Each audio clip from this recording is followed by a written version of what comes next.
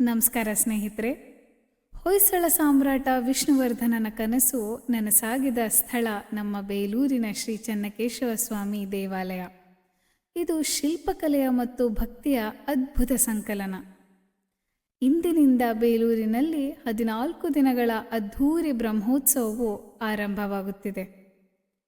ಬ್ರಹ್ಮರಥೋತ್ಸವ ಕೇವಲ ಒಂದು ಉತ್ಸವವಲ್ಲ, ಇದು ಪರಮಾತ್ಮನ ಸಾನ್ನಿಧ್ಯವನ್ನು ಅನುಭವಿಸುವ ದಿವ್ಯ ಕ್ಷಣಗಳು.